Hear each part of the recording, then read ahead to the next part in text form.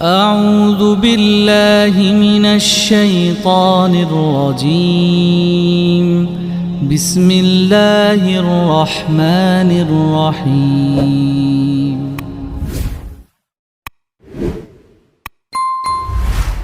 اعوذ باللہ من الشیطان الرجیم بسم اللہ الرحمن الرحیم۔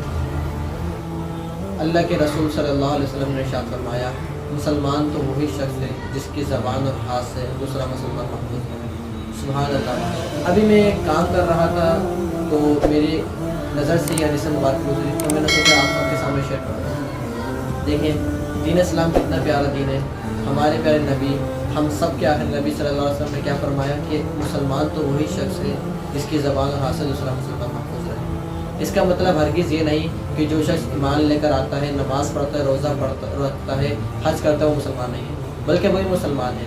لیکن یہاں جو حدیث پاک بیان کی گئی ہے اس کا مطلب یہ ہے کہ کامل جو مسلمان کی خصوصیات ہیں وہ بیان کی گئی ہے کہ مسلمان کامل وہی ہے جو دوسروں کو کسی بھی طریقے سے تکلیف نہ پہنچائے۔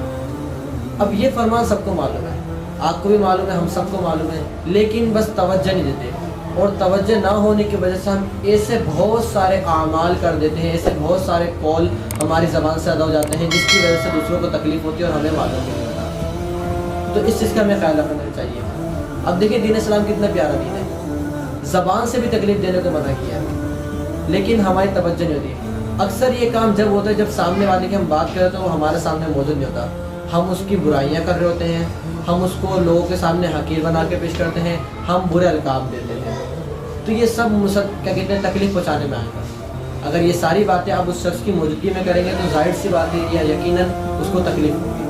اسی طرح ہاتھ سے تکلیف پہنچانا بھی ہے کہ ہم کسی کو دھکا دیتے ہیں، ہم کسی کے کام میں ٹانگ اڑاتے ہیں، ہم اس کو کیا کہتے ہیں ڈی موٹیویٹ کرتے ہیں، ہم کوئی بھی اچھا کام نہیں کرنے دیتے اس کو۔ جہاں وہ اچھا کام کرنے لگتے ہیں تو ہم اس کو روکتے ہیں، ہم اس کو ٹوکتے ہیں، ہم اس کے کام میں خلل ڈالتے ہیں، تو یہ بھی تکلیف پہنچانے میں آئے گا۔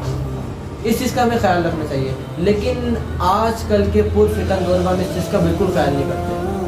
ہم تو صرف مسلمان اسی کو سمجھتے ہیں جو ہمارے سامنے اچھا ہو، یعنی کہ نماز پڑھے، روزہ رکھے، زکوٰۃ دے، حج کرے، ہمارے سامنے وہ اچھا ہے، اگرچہ وہ زبان سے گالیاں بکتا رہے، اگرچہ وہ لوگوں کی برائیاں کرتے رہے، اگرچہ وہ لوگوں کو سمجھانے کے لیے اتنا گرا دے، اتنا ڈیگریڈ کرے کہ وہ بندہ اپنی نظر میں گر جائے، لیکن ہمیں اس سے کوئی فرق ہی نہیں پڑے گا۔